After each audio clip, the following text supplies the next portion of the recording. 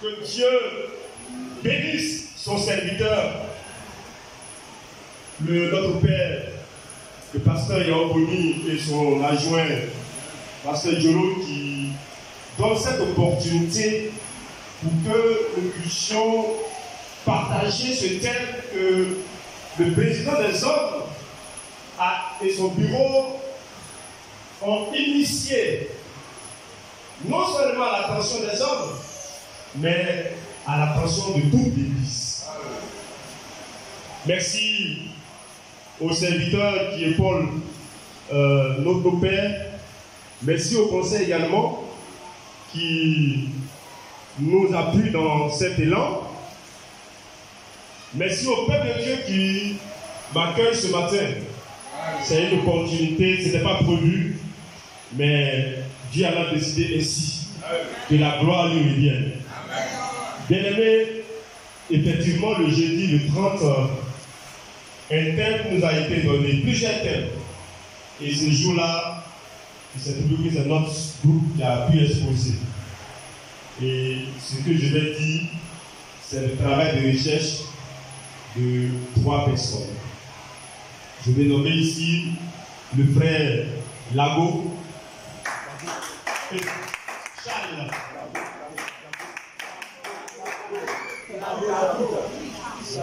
Dago. Oui, il a dit Lago. Le frère Dago Charles, qui a fait un gros boulot, un gros travail. Vous savez que si les autres ne peuvent pas pu exposer, ce n'est pas évident parce que les activités professionnelles prennent souvent du temps.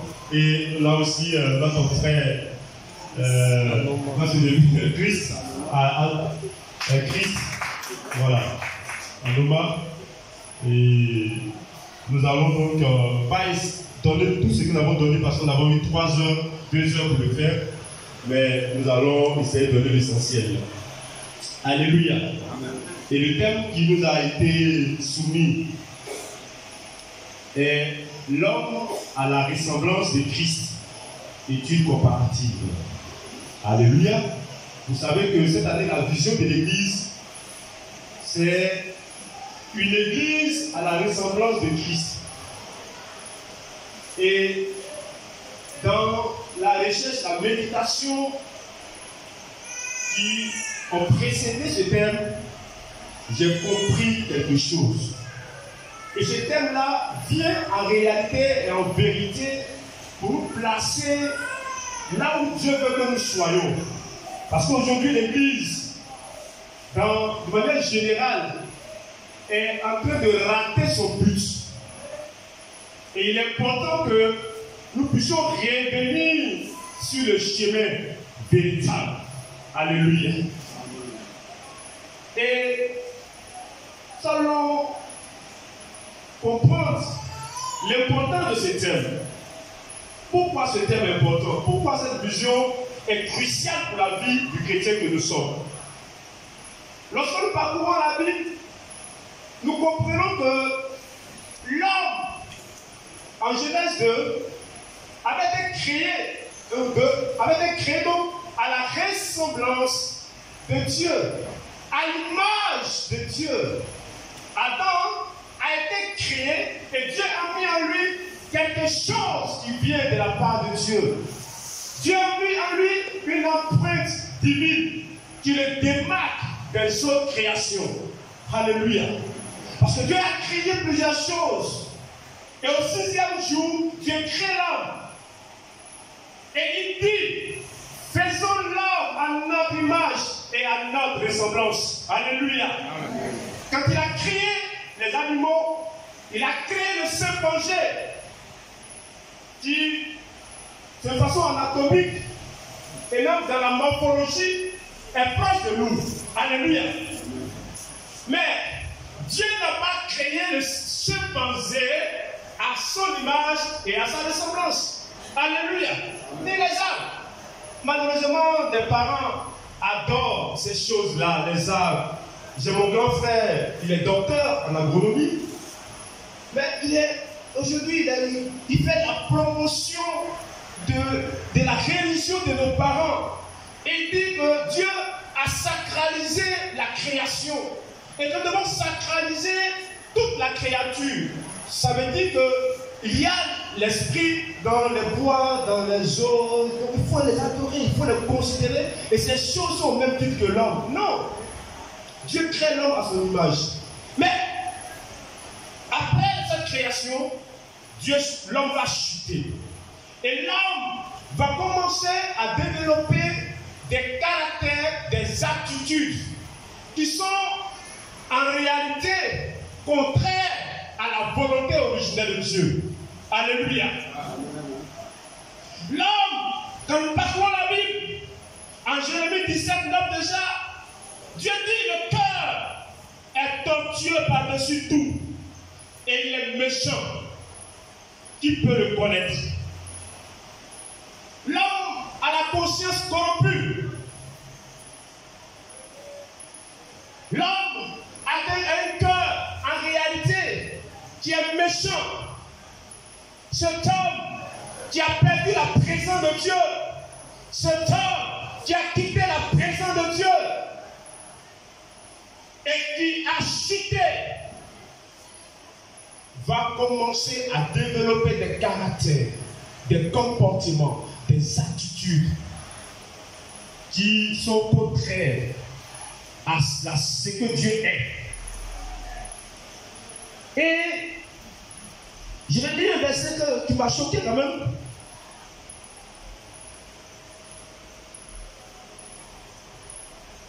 Alléluia.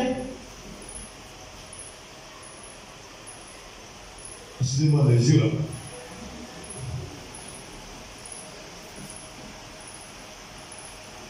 J'ai lu Genèse 6 quand même, après je vais retrouver. Dieu se désole de la grande méchanceté des hommes et que toutes leurs pensées étaient portées sur le mal. L'homme, Dieu se désole, Dieu est déçu, Dieu regrette d'avoir fait l'homme. Parce qu'il remarque que le cœur de l'homme est porté sur tout ce qui est mauvais. Je parle de l'homme déchu. Je parle de l'homme naturel. Je parle de l'homme sans Dieu. Je parle de l'homme non régénéré. Alléluia. Et en Job 15, 16, effectivement, ce verset m'a choqué. Job dit, après avoir décrit ce genre de choses, combien moins l'être abominable et pervers, l'homme qui boit l'iniquité comme l'eau. Qui a déjà vu ce verset? Alléluia. Job 15, 16. Il dit, l'homme boit l'iniquité comme l'eau. Alléluia, ça ne te choque pas? Il boit l'iniquité comme l'eau. Parce que l'eau, ça donne la vie. Donc quand il boit, il est heureux. Ça lui donne certaine vie. Alléluia. Et quand nous constatons dans le monde, quand je dis je vis, c'est quoi? C'est être dans les bois de nuit. C'est avoir plusieurs copines. N'est-ce pas? C'est boire peut-être 2 casiers de bière la nuit. C'est ça, la vie. L'eau est source de vie. Celui qui boit l'eau à la vie. Mais l'homme boit l'iniquité comme de l'eau. Quelle abomination. Était-ce la volonté de Dieu? Alléluia. Donc l'homme est capable, au vu de ce que je viens de dire, d'être conforme au plan original de Dieu. Et le verset Ephésiens 4, au-dessus de 2 au 17, dit, voici donc ce que je dis et ce que je déclare dans le Seigneur, c'est que vous ne devez plus marcher comme les païens qui marchent selon la vanité de leurs pensées et qui ont l'intelligence obscurcie. Ils sont étrangers à la vie de Dieu à cause de l'ignorance qui est en eux, à cause d'un soin de leur cœur. Ayant perdu tout sentiment, ils se sont livrés à la dissolution pour commettre toute espèce de pureté jouée dans la cupidité. Voici le tableau qui décrit l'homme non régénéré, l'homme déchu. Si tu te retrouves dans ces choses, c'est pas grave. Alléluia. Nous sommes là ce matin pour nous amener tous sur le chemin que Dieu veut. Alléluia. Que faire donc, bien-aimé, devant un tel tableau sombre, devant un tel tableau catastrophique? Parce que le Créateur lui-même, il regrette à un moment donné d'avoir créé l'homme. Bien-aimé, ne nous désespérons pas. Parce que Dieu a un projet pour nous, c'est que nous soyons à la ressemblance de son Fils. Dieu a un projet pour nous, c'est que nous soyons les disciples de Jésus-Christ de Nazareth. Dieu a un but pour nous, c'est que nous soyons à la ressemblance de Jésus, qui est notre modèle. Et nous allons le démontrer dans la suite de notre intervention. Et comme le jeudi, le serviteur Charles l'a dit, cet enseignement et cette vision-ci est un visa pour l'homme, pour le ciel, est un visa. Sans ça, tu ne verras pas le ciel. Alléluia. Parce que Dieu n'enlèvera pas une église qui n'est pas à la ressemblance de Christ. Nous allons le démontrer. Pour aller plus loin, nous avons le temps de définir quelques thèmes, mais pour vous, vous n'êtes pas là, vous allez perdre ça. Je vais juste définir peut-être un ou deux mots qui est important. Parce que le thème, c'est l'homme en l'essence de Christ. Et quand on parle de ressemblance, il y a des caractères que Jésus-Christ développe. Et notre maman a eu l'occasion, le dimanche passé, de nous présenter un tableau où, d'une part, nous avons les caractères de Christ et d'autre part, le caractère de l'homme déchu.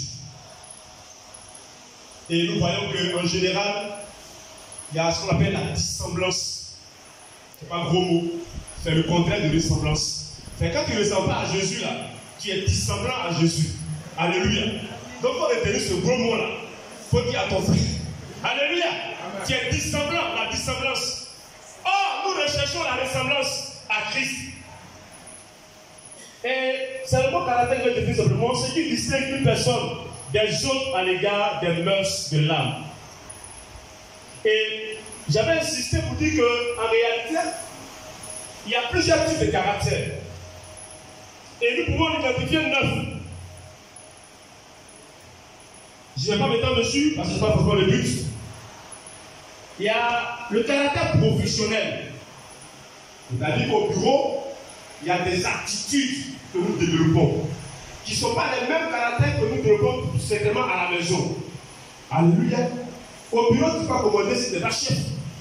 Peut-être si tu veux ton autorité si tu n'es pas un chef. Tu es soumis. Mais quand tu viens à la maison, tu changes de dimension. Il y a un autre caractère qui prend le dessus. Alléluia. Et il y a le caractère de classe. Les classes, vous savez, chez nous, il y a des différentes classes dans certains peuples, les peuples du Sud en général. Donc, en fonction de la classe, il y a des caractères que tu développes et qui sont propres à cette classe-là. Et il y a les caractères sexuels. Si tu es gros, bon, je n'ai rien dit. Alléluia. Il y a un caractère sexuel. Donc, il y a des gens. Voilà. Il y a un caractère national. On peut faire tout ce qu'on veut, mais chaque pays, il y a quelque chose qui caractérise chaque pays. Alléluia. Quelque chose caractérise chaque pays. La Côte d'Ivoire a un caractère spécifique. On dit les Ivoiriens. On fait quoi? On dit on est hospitalier. Voilà un beau caractère. Alléluia. On est fiers aussi. La fierté. On est très hospitalier en réalité. Parce que dans le monde, on accueille le plus grand taux d'étrangers en vérité. Et il y a le caractère politique, le caractère géographique. En Côte d'Ivoire, la 60,5. On est tous là, mais on est quand même un peu impacté par nos caractères géographiques. Moi, je suis baoulé. Les Baoulés disent donc pas le Kamba. Ça veut dire qu'on voit qu'on ne dit pas tout. Bon, il y a d'autres peuples là, peut-être qui ont vu là. Il faut dire ça forcé. Parce qu'ils sont véridiques. Ah, mon frère qui est là. S'il voit rouge, il faut qu'il dise que c'est rouge d'abord. Alléluia. Bon, sinon, on ne dit pas tout. Nous, on regarde. Oh, ces caractères peuvent développer en toi certains sentiments qui sont bons, qui sont mauvais. Quand tu gardes ton là, c'est pas bon aussi. Ça te donne l'impression que tu es d'accord, mais en réalité, tu n'es pas d'accord. Donc, quand tu es bébé, bah ouais, ils sont profonds. Alléluia. Et il y a le caractère conscient, inconscient, et il y a aussi le caractère privé. C'est-à-dire que tout ce qu'on a dit là, ça c'est ce que les gens voient. Mais quand tu es seul, dans un petit coin, qu'est-ce que tu fais là-bas? Ça là, madame ne sait pas. Personne ne sait. C'est toi seul qui sais ce que tu fais quand tu es seul dans un petit coin. Alléluia. Ça c'est ton caractère privé. Donc vous voyez que tous ces caractères-là, les deux caractères ne sont pas un. C'est lié.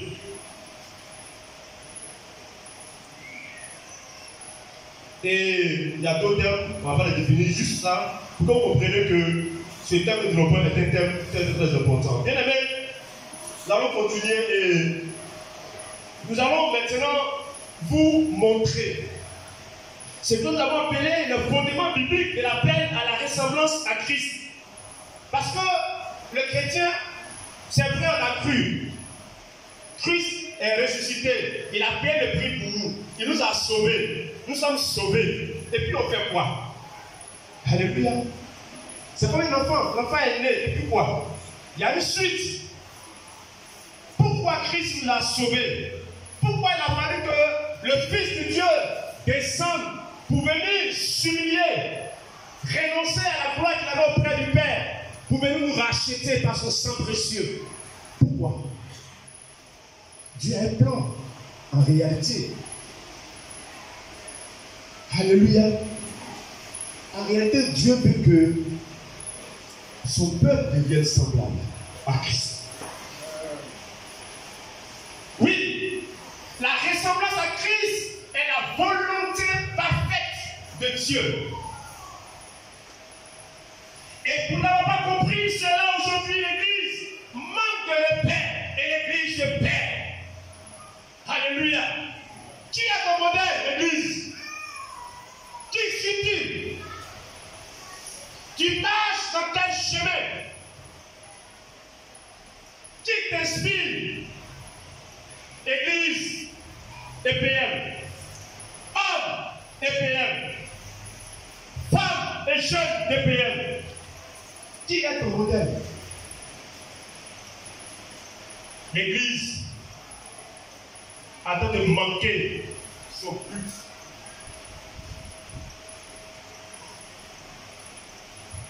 Nous allons revenir dessus sur notre point. Ce fondement repose sur 3 textes que nous allons lire rapidement. Je lis la parole de Dieu. Je vais donc faire lire chose. Romains 8, 29, si quelqu'un l'a fait lire rapidement pour moi. Romains 8, verset 29.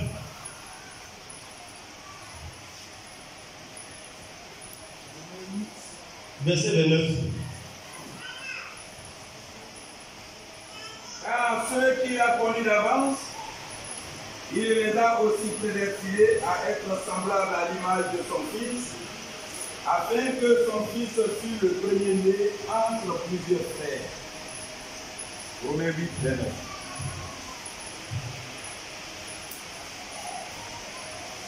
Descends.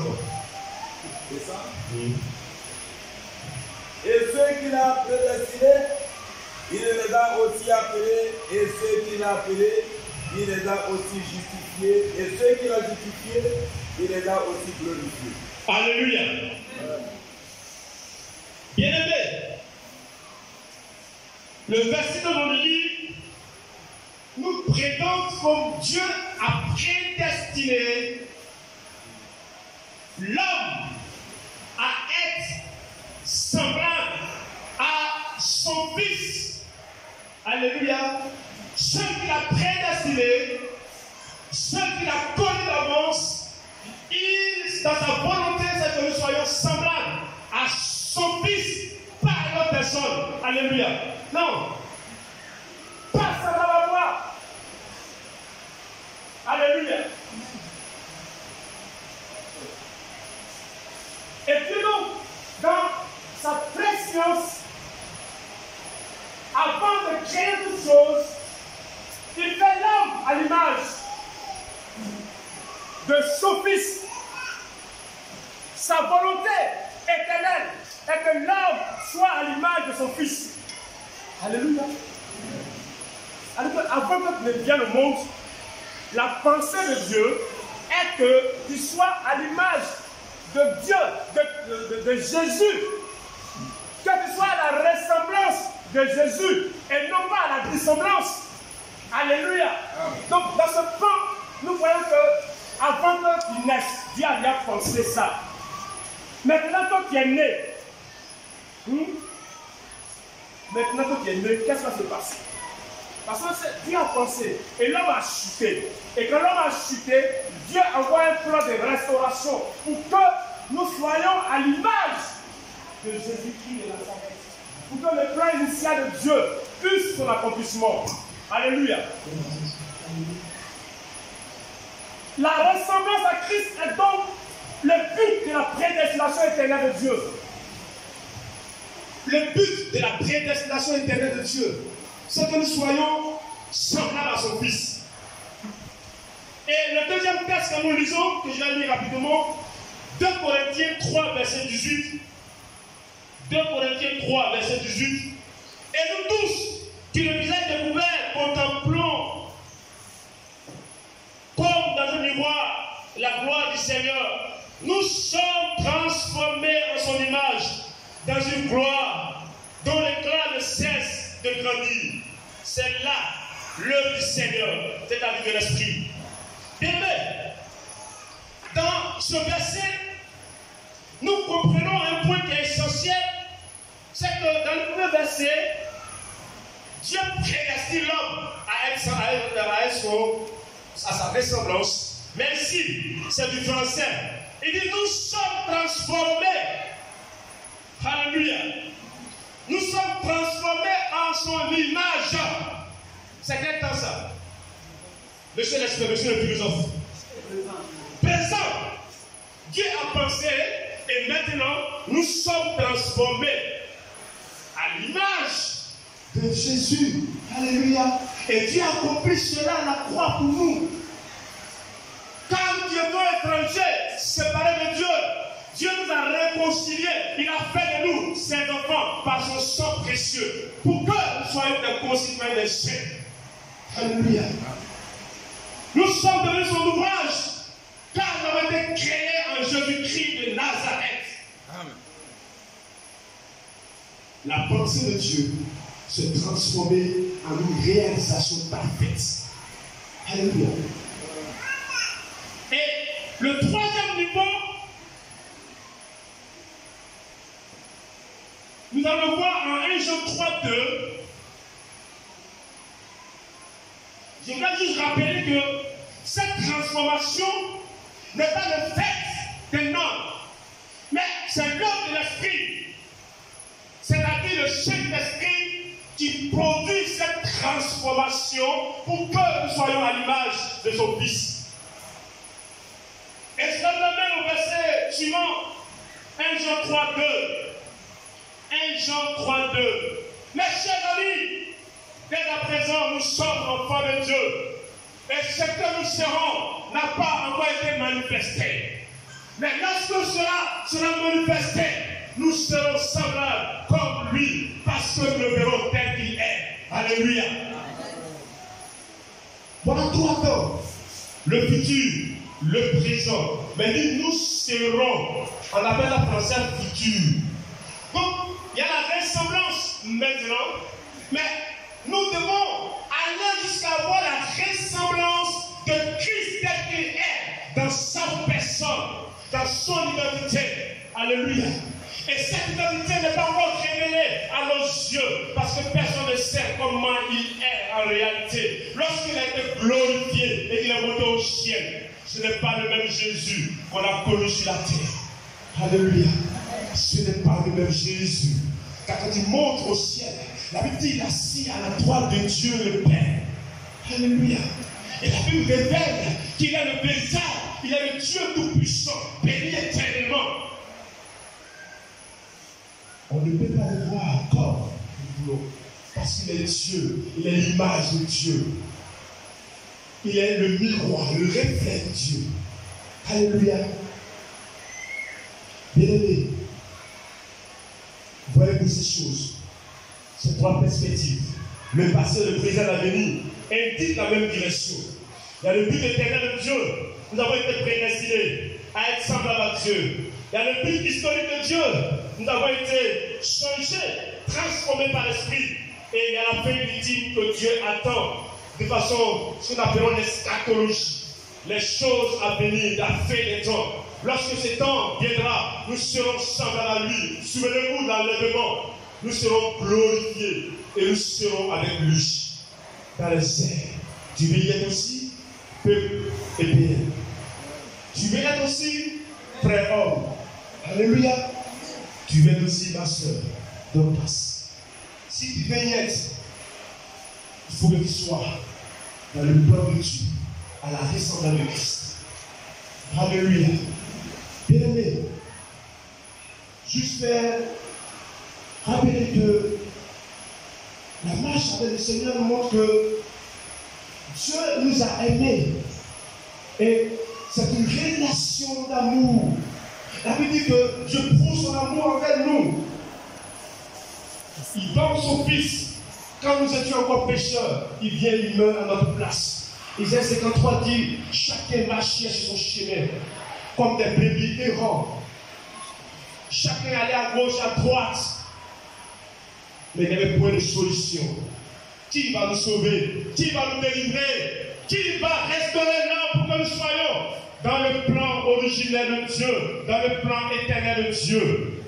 Qui? Dieu montre son amour. En Jean 3,16, il dit, Dieu a tant aimé le monde qu'il donne son Fils unique afin que quiconque croit en lui ne périsse point, mais qu'il ait la vie éternelle. Frères et sœurs, Dieu montre son amour. Son amour n'a pas de prix. Il n'a pas regardé à son Fils pour nous donner. Il le fait par amour. Alléluia. Et dans cette relation d'amour, nous aussi nous déclarons que nous sommes enfants de Dieu, que nous déclarons le Seigneur comme notre Seigneur, nous le déclarons comme notre Sauveur. Alléluia. Dieu dit, je vous donne mon Fils, ceux qui croient en lui à la vie éternelle. L'homme dit, je t'accepte comme mon Seigneur, mon Sauveur. Il y a une alliance qui est établie à ce niveau-là. Alléluia. Mais dans cette alliance, Dieu a toujours manifesté sa fidélité. Parce que Dieu, en lui, il a point de variation. Il est le même hier, aujourd'hui, éternellement. La Bible dit, sa fidélité, sa miséricorde dure 1000 générations. Mais dans cette relation, l'homme est défaillant. L'homme lâche prise rapidement. C'est là où il y a le problème. C'est pourquoi ce matin, nous cherchons des solutions pour que nous soyons à l'image de Dieu. Nous cherchons des solutions pour que nous soyons comme Dieu veut que nous soyons. Alléluia.